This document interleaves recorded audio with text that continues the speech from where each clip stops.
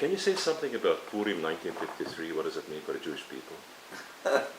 Well, you know, I'll tell you, I did not know in 1953, in the beginning of March, that it is Purim.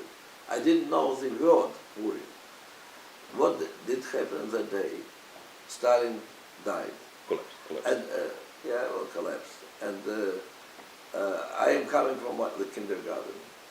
And my father explains to me, to 5 years old kid, that Stalin was a butcher, killed a lot of people, that we Jews were next in line, that that he was going to send us to Siberia.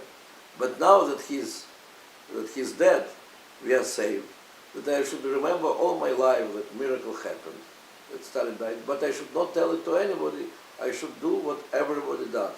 And next day I go to kindergarten. I am crying together with all the children about the death of Stalin.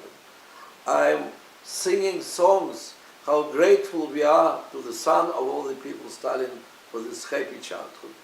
And I remember that miracle happened, I should be happy, Stalin died.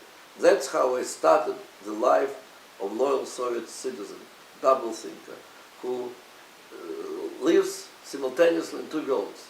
One world of lies, when you are saying what you are told to say, when you are voting the way you are told to vote, when you are reading the books which you are permitted to read, and you know that there is another truth which you have to keep only for your family. That's how my life of Soviet slave started, and it finished many years after, on the day when I decided to say publicly that I am a proud Jew who wants to live for Israel.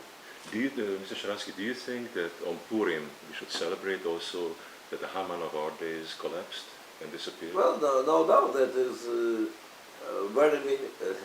There must be some very serious meaning of this, because really Stalin, who was the two most awful figures of the 20th century, who killed tens of millions of its own citizens, who was preparing after Holocaust, new Holocaust for Jews who survived in the former Soviet Union, and who died really in the last moment when everything was already, all this campaign was launched, prepared already, all the letters which had to be published, which had to start this campaign, were written already, all the signatures were collected, the barracks were built in Siberia, and that in the very last moment, the fate changed like in the Purim time.